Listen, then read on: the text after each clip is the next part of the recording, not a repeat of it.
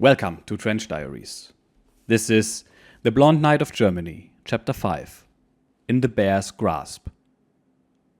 Only he is lost who gives himself up. Anonymous.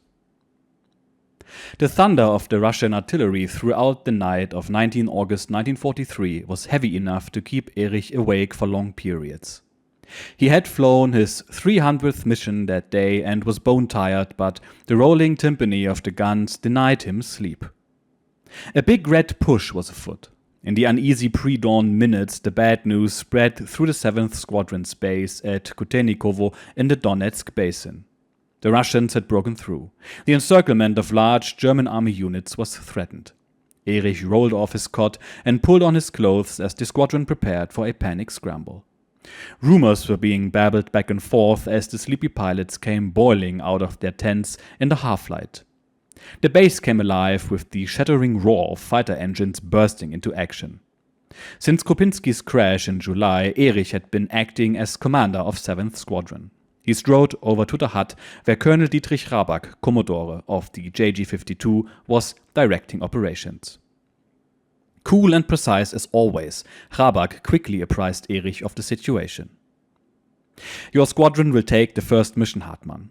We will be flying overlapping missions all day to keep the air clear of Russian fighter bombers. Rabak's finger stabbed down on an area map. The main breakthrough is here. Rudel's Stukas will be giving them hell. Protect the Stukas and make the Russian fighter bombers your primary target. If no enemy air opposition appears, strafe the Red Army. Get going, Hals- und Beinbruch.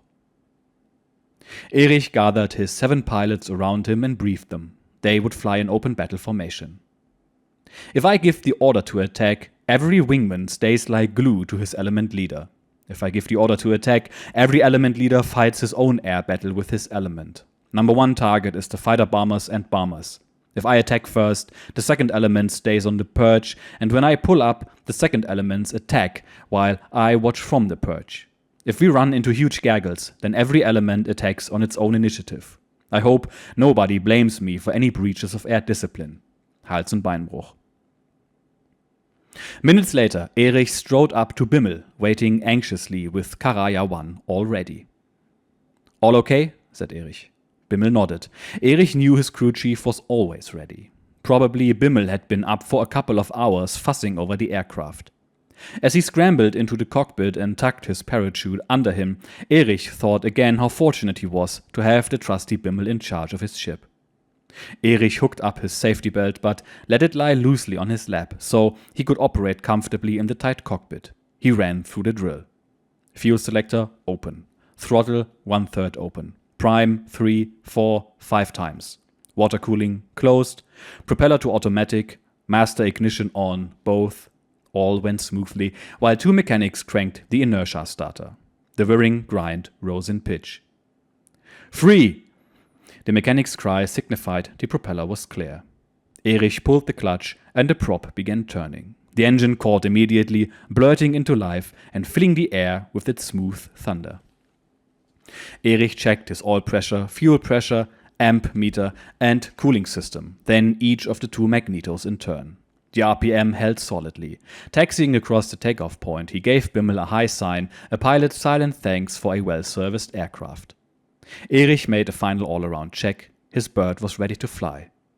Tightening his seatbelt, he gunned the Messerschmitt into the soft wind and she went racing across the grass. Lifting easily to his touch, she soared aloft as the first fingers of sunshine stroked the high cloud.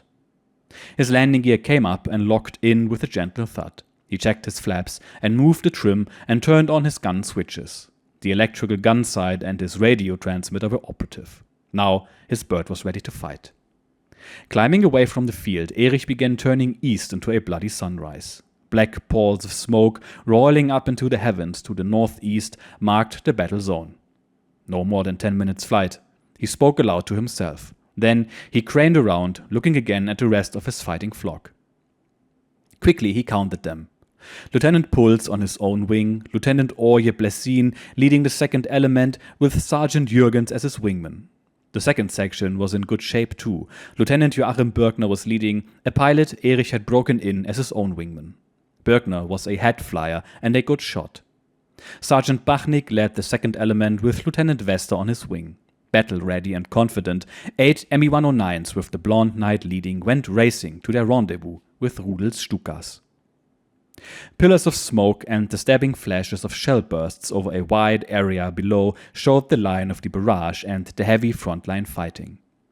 As Erich and the squadron closed in on the battle scene, they could see about 40 dive bomber Sturmoviks plastering German infantry with bombs. For every Sturmovik there was a Russian fighter over the area, about 40 Lag 5s and Yak 9s circling warily. Erich went diving down through the fighters, firing briefly at selected targets on the way through. Then the Messerschmitts fell on the low-level Sturmoviks. Every one of the hated steel-clads they downed would take pressure off their comrades in the infantry. Coming up into firing position behind an IL-2 at high speed, Erich carefully watched the closing distance. 200 yards, 150 yards, 100 yards, the range diminished in a twinkling. Looming in a vast black mass, the Sturmovik filled Erich's windshield at 75 yards or less. A shot burst from all guns. A massive explosion blasted downward from the Russian machine and its port wing sheared off. Erich broke away instantly after firing and went racing at high speed after another low-flying Sturmovik. The second Sturmovik was intent on his ground targets. Oblivious to Erich's presence, he was hosing the German infantry with fire. Karaya 1 closed the distance to firing position astern in an instant. Erich again held out till the last possible moment. Down to 100 yards. Not close enough, Erich. This IL-2 is the toughest bird in the air. At 50 yards, Erich squeezed his triggers for a stiff burst from all guns. The Sturmovik sagged, shuddered, and flared a light from nose to tail. Erich pulled up hard over the stricken IL-2, ready to swing back into the other ground-strafing Sturmoviks. Explosions like backfires banged and jarred under the fuselage of Karaya 1. Erich saw one of his engine doors fly off and whip away astern in the slipstream. Choking blue smoke came belching back into the cockpit. He was talking aloud to himself again. What in the hell has happened, Erich? Flag, ground fire, stray shells from the air battle? Which? Never mind, get out of here and head west while you can, quick, before this damned bird goes in. He made a steep turn to the west and pulled his throttle back. Ignition and fuel switches off. Yes, she's going in, but where? There's a field, a large one, lots of sunflowers. Head for it. Ease her down. Ease her down, Erich, just like the gliders your mother taught you to fly. The fighter came down easily and bucked its way to a halt with a grinding of metal. Erich would walk away from this one. He unbuckled his parachute and made ready to leave the bent fighter. Reaching forward to the instrument panel, he began undoing all the retaining studs on the aircraft clock. Standing orders required all pilots surviving belly landings to take these precision instruments with them since the clocks were in short supply. Struggling with the milled studs that anchored the clock, Erich felt a little let down from the action. Damn it, Erich, you didn't get any breakfast this morning. He broke off his monologue as movement caught his eye through the dusty windshield. A German truck came rumbling into view. He felt relieved. He didn't know how far he had flown west before the belly landing, but the German truck was reassuring. Luftwaffe pilots landing behind Soviet lines were seldom heard from again. He went on battling with the clock and glanced up as he heard the truck brakes squeal. He did an alarmed double take. 2 hulking soldiers jumped down from the truck bed wearing a strange-looking uniform. German infantrymen wore green-grey tunics. These soldiers were clad in yellow-grey uniforms.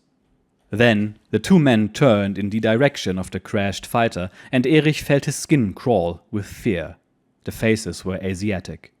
These Russians were using a captured German truck, and now they were about to capture a German to go with it.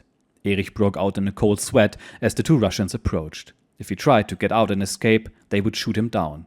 Only one choice remained. He must feign injury. He would deceive them into thinking he had been injured internally in a crash landing. He feigned unconsciousness as the soldiers jumped up on the wing and gawked into the cockpit. One of them reached down under his armpits and tried to lift Erich out. The Russian smelled sickeningly sour. Erich cried out with pain and kept crying and sobbing. The Russian let go of him. The 2 men jabbered in Russian and then called to Erich. Comrade, comrade, the war is finished. Hitler is finished. Hitler is finished. It doesn't matter now. I am wounded, sobbed the Blond Knight, pointing to his abdomen with his right hand and cradling it with his left. Through lowered lids, Erich could see they had swallowed the bait. The Russians carefully helped him out of the cockpit, while Erich blubbered and sobbed through an Academy Award performance. He fell on the ground, unable to stand up. The Russians went back to the truck, got an old tent, and laid the wounded pilot on the folded canvas. They toted him over to the truck like a bundle of wet washing and laid him out carefully on the truck bed. The soldiers tried talking quietly to Erich in friendly fashion. Their mood was happy, because the previous night's action had won them a big victory. Erich kept on groaning and clutching at his belly. Exasperated and unable to alleviate his pain, the Russians finally got back in the truck and drove him to their HQ in a nearby village. A doctor appeared. He could speak a few German words, and he tried to make an examination. The physician stank of a sour perfume. Every time he touched Erich, the Blond Knight cried out. Even the doctor was convinced. His captors brought him some fruit, and he made as though he eat it. Then he cried out again, as though some penetrating strain had been placed on his organism by the act of biting. For 2 hours the theater continued. Then the same 2 soldiers came back again, laid him out on the tent, and carted him back out to the truck. As they went jolting eastward back behind the Russian lines, Erich knew he would have to make a break, and soon, or spend the rest of the war in a Soviet prison. He weighed the situation. The truck had gone about 2 miles back into Russian territory. 1 soldier was driving, the other was in the truck bed guarding the injured German captive. As Erich's thoughts raced, from the western sky came the characteristic whining roar of Stukas. The German dive bombers passed low overhead, and the truck slowed, ready to ditch.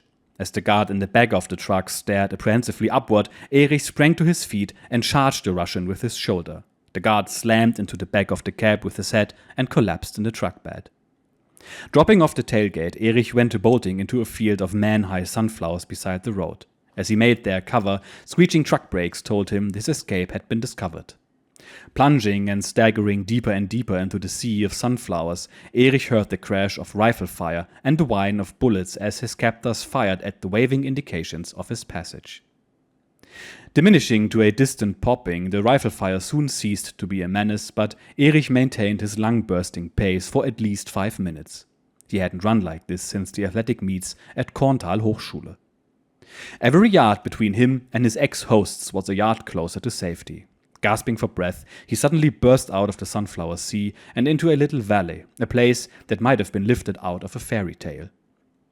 Trees, green grass, and wildflowers grouped around a little stream seemed out of character with a life-and-death escape. He threw himself down on the grass and gulped the cool air into his lungs. As his heartbeat subsided, his thinking clarified, and he began assessing his plight and how to get back to German territory. He stood up and started walking westward. From the sun, he judged it to be about 9 o'clock. Half an hour's cross-country trudging, almost pleasant in that summer morning, brought him out by a road leading to a small village. Screened by some bushes, he began gathering intelligence that would ensure his capture. On the other side of the road, not far away, he saw several people wearing fur clothing. He watched them for some minutes and saw that they were Russians. There was no question now that he was still on the wrong side of the lines. Moving carefully along the line of the road for half a mile, he reached a spot where he could see a hill in the distance. Soldiers were up there digging foxholes and trenches. That meant the front line was not far away, perhaps on the other side of the hill. The icy coolness of his combat hat was ruling his thinking now. He fought down the temptation to keep going in daylight and work his way around the digging Russians. The German army might be on the other side of the hill, but there was no gunfire. Furthermore, Russian soldiers and peasants seemed to be everywhere as the morning wore on. He talked to himself quietly, as he always did, in a tight spot. One thing is sure, Erich, you can never go through here in the daytime without being captured. Go back to your valley and wait till dark. He retraced his steps to the security of his fairy tale valley with its stream and trees. Picking out a little dry meander near the stream, he piled up sand and stones into an unobtrusive ridge. He lay down behind this low screen and went to sleep. He awakened to a dying afternoon and made ready to move out with nightfall. Bimmel had waited on the line after Erich took off into the dawn. He always waited. The other crew chiefs went in and drank coffee or sat around and swapped yarns until the fighters came back. Bimmel preferred to wait on the line, alone, his gaze never long removed from the sky. That morning, Bimmel's chief didn't come back with the others. Apprehensive and worried, he paced up and down, watching the eastern horizon, alert for the first sight or sound of the returning ME-109. Appearing progressively more distraught, Bimmel maintained his vigil for hours after all Erich's fuel would have been exhausted. No one among the returning pilots knew for sure what had happened to Erich. Lieutenant Puls saw him going down trailing smoke, but he himself was jumped by Russian fighters at that moment and could watch Hartmann no longer. The rest of the pilots were too busy in their every-man-for-himself battle with 80 Red aircraft to see what had happened to Erich. Bimmel's pacing grew more rapid. His visits to the HQ bunker for news became more and more frequent. Still, no word. His crew chief comrades next saw Sergeant Mertens in his tent, rolling up a blanket and stuffing some food in a rucksack. "Where are you going, Bimmel?" "I'm going behind the Russian lines, to find my chief. That's where I'm going. You'll be shot if you're caught. I speak Russian. The people will help me find Erich." Bimmel Mertens asked for no leave or permission to depart from the base. He simply took a rifle and disappeared on foot in the direction of the front line. If his chief was alive, he would find him and bring him back. That was the bond between the Blond Knight and his faithful crew chief, a loyalty evoked from the depths of the heart, and as the square-shouldered Bimmel disappeared from view, the other crew chiefs watched and shook their heads. Gunfire punctuated the night air, and tracer and star shells laced and bobbed their way through the sky as Erich pressed on toward the front lines. Rattles of rifle and machine gun fire sounded nearby as he stumbled through the August half-dark toward the hill with the entrenchments he had seen that morning. He made it up the hill, picking his way carefully among the diggings. On the other side, he descended into a sprawling valley, verdant with sunflowers in full bloom. Erich waded into the sunflowers heading west and disturbing them as little as possible. Frequent pauses made good sense. He conserved his strength and could listen for enemy movements. Slogging through the sunflowers for an hour, he paused for a longer rest. The metallic rattle of an infantryman's web gear brought him to full alert. Crouching down, Erich watched a Russian patrol of 10 men pressing through the sunflowers. Chances were this was a recce patrol, he reasoned. They would likely know where the German front line lay, or be going somewhere near the forward positions. He weighed the chances and decided to follow the patrol. Keeping a respectable distance behind them, Erich watched their progress in the gloom as the towering sunflowers waved and bobbed with the movements of the patrol. In a few minutes, the Russians had led him to the edge of the sunflower belt. Crouching in its fringe, he watched the 10 soldiers cross a meadow, passing 2 small houses on their right. As the Russians went stumbling up on another hill and disappeared for a few moments behind a clump of trees, Erich sprinted across the meadow and flung himself under the wooden steps of one of the houses. He watched from concealment as the patrol disappeared up the hillside into the gloom. A storm of automatic fire and some grenade bursts rent the air. The remnants of the patrol, crying and shouting, came bolting and stumbling back down the hill. Their ragged figures disappeared back into the sunflower belt. Erich felt he had a good break. The German front line must be at the top of the next hill. He ran up the slope, and as he neared the hill's crest, he started whistling a German song. He didn't want to be cut down by another blast of automatic fire. In a few minutes, he stood on the hilltop. There were no Germans, no entrenchments, no sign of life. His shoes clicked against a pile of cartridge cases. He was at the scene of the skirmish he had heard. Erich estimated the time as around midnight. Erich started walking westward again. For 2 hours more, he skidded and staggered and stumbled down into another valley enclosed by hills. He headed up the western slopes of the valley, near giddy from hunger and tension. Rumbling artillery crumped in the distance. The only other sound was his own breathing. The air was almost deathly still. Halt! Blam! The challenge merged with the muffled bark of a rifle fired at close range. Erich felt the bullet rip through his trouser leg. "Damned fool," he yelled. "God almighty, man, don't shoot your own people." "Stop! Damn you to hell, I am a German pilot, don't shoot, for Christ's sake." Standing no more than 20 yards away, the sentry was lucky he missed. His bad marksmanship was due to his almost paralytic fear. As Erich gingerly drew closer, he could see the soldier literally quaking with fear in the gloom. He was more frightened even than Erich, who could feel the air washing around his leg from the bullet hole in his trousers. Erich shouted into the area behind the sentry at the top of his voice. I am a German pilot who has been shot down. I am happy to be here. I've been walking for hours from behind the Russian lines. For God's sake, let me come through. Let him come. A sharp order from the rear sounded to Erich like a redemption. Glaring at the sentry in the darkness, the young ace stalked past him toward the voice. The sentry was not relaxing for a minute. Moving in behind Erich, he jammed the muzzle of his rifle into the Blond Knight's back. Erich could feel the sweat beading out on his brow.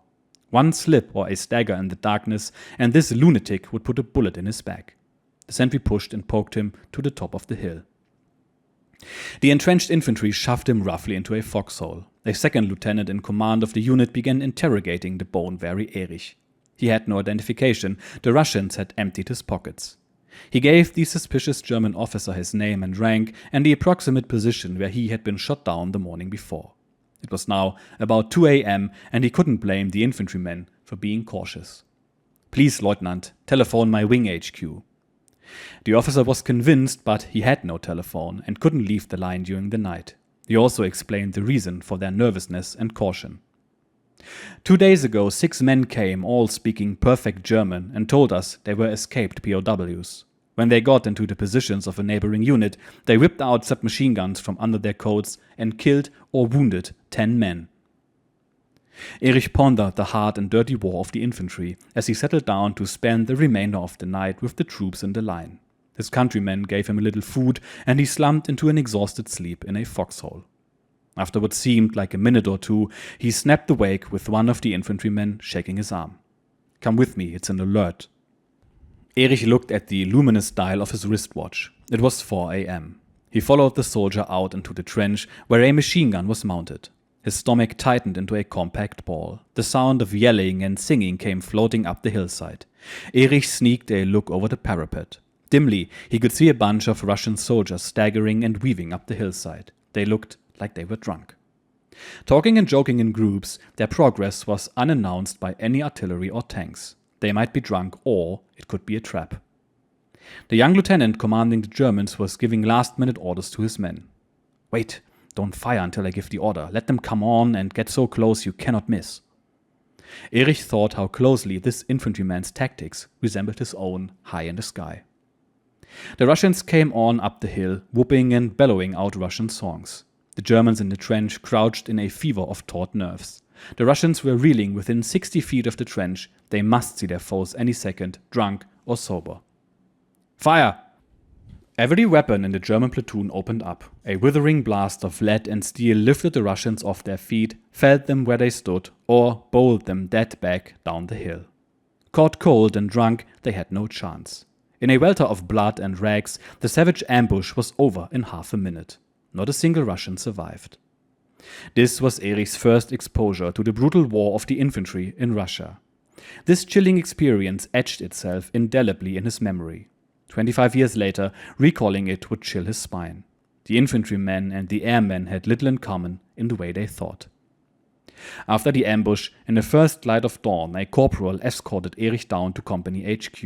A radio and a telephone were available, and the company commander soon contacted Colonel Rabak at Kutenikovo.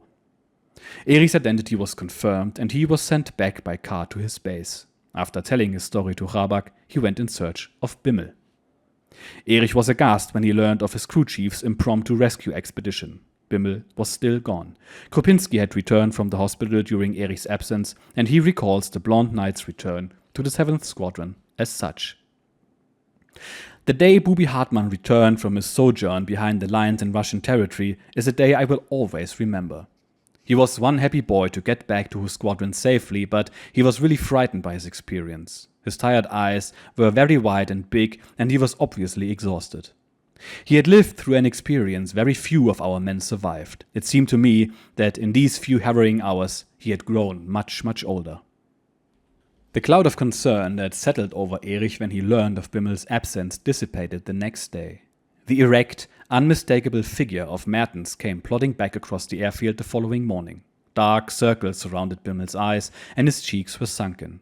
He was obviously near collapse as he trudged dejectedly back to the base. Then he saw Erich.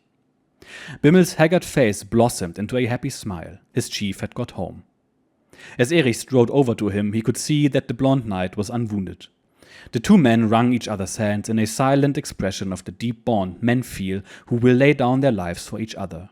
To this day, Bimmel Mertens says that the happiest moments of his life was when he saw Erich Hartmann safe and well after his crash behind the Soviet lines. Erich's grueling experience was rich in lessons. His instinctive adoption of the wounded man role undoubtedly saved him from either imprisonment or death. The Russians fell for the cunning ruse of internal injuries and lowered their vigilance. This was the key to escape. The experience of other pilots in Russian hands reveals that German airmen were usually heavily guarded with 2 or 3 armed men in attendance. Most of them were immediately handcuffed after capture. Quick thinking is one of these successful fighter pilots' prime assets, and in this case it prevented the Blond Knight's career from ending in August 1943 when he had but 90 victories. He conveyed the essence of his experience in Russian hands to the young pilots he led later in the war, and again when he commanded the Richthofen wing in the new German Air Force. Erich Hartmann's own summation is appropriate. I always told my men that if they were prisoners somewhere and able to escape, to move only by night. Never move during the daytime. There is the unexpected encounter with the enemy to contend with, and the ever-present possibility that you will be spotted without seeing the person who has spotted you. You have too many surprises to deal with in the daytime. When you move by night, you cannot be surprised. The advantages are with you. You know you are a stranger and that all around you are enemies. If you are challenged in any language, you still have a moment, enough time to jump away into the darkness. At night, the majority of your enemies are asleep, so that all those pair of eyes and hands are not around to obstruct you, spot your escape, or pull the triggers of rifles. I emphasized to all the men I commanded during and since the war that it takes self-discipline not to try escaping during the daytime. That burned itself into my brain that day as I lay in that dry wash in the stream bed. Don't be in a hurry, wait till night. Darkness is your friend. One of the strangest anomalies of the Blond Knight's often anomalous career is that when he was cast entirely on his own resources as a Soviet captive in August 1943, he made his escape through good instinct, clear analysis, and self-discipline. When he was conveyed to the grasp of the bear by his American captors in 1945, there was no possibility of escape from a situation created by agreements between governments. Another agreement between governments, 10.5 years later, was needed then to free the Blond Knight from the bear's grasp again. Some escape and evasion in this episode, but let's start from the top. First of all, what the book calls an anonymous quote in the beginning should be familiar to regulars of the channel. It is actually attributed to Hans-Ulrich Rudel, and some of you might remember him saying it repeatedly in his book, which we have already covered. That being said, it's a true statement. Our man gets shot down behind enemy lines, gets captured by what apparently were Mongolians, and by becoming an actor manages to fool his captors and escape back towards the German lines. While his escape wasn't nearly as harrowing as the one told by Rudel, it is still a good example of how to properly escape and evade. Even though today darkness doesn't provide nearly as much protection as it used to, it is still the correct way to do it. People tend to be less attentive at night, and in fact, your own senses are heightened in darkness, making it easier to avoid enemy patrols. We trained for things like this regularly back in my day, and I found it always to be a lot of fun. Of course, we weren't hunted by Russians, but the threat of being captured by our instructors was at least 80% as scary as the Gulag. That being said, historically speaking, the most dangerous part of getting back to your own lines was indeed the part where you are not getting shot by your own troops while approaching the front, as demonstrated here. And not because they expect tricks or treachery, but because people tend to be jumpy and distrustful, especially if they don't know you and, you know, it's wartime. But our man made it, and even his crew chief who wandered off to find him returns, which in itself is crazy. Apparently in the Luftwaffe you could just grab a weapon and wander off on a rescue mission, and nobody would stop you from abandoning your post. Oh, and by the way, his well-known call sign Karaya is being used regularly now, so I think it's fair to explain what it means. Karaya is the name of a song from 1934 about a girl, of course, with the same name, the daughter of a king from a distant land, who is the target of affection of another king. It is a melancholic song about longing and love, and the name of the girl became the namesake of the 9th group of Fighter Wing 52. It is playing in the background right now. And finally, we hear the pilots wishing themselves Hals- und Beinbruch before going on a mission. This is a traditional form of good luck wishing in Germany and can be translated to break a leg. It literally means go break your neck and leg. It is believed that wishing someone good luck on a dangerous job would jinx it, so reverse psychology is used and the opposite is wished upon him, tricking fate if you will. It is not used often anymore today, but I still hear it from time to time. So, that's it for today's episode. All is well for now, and we will see how the story continues in the next one. Cheers.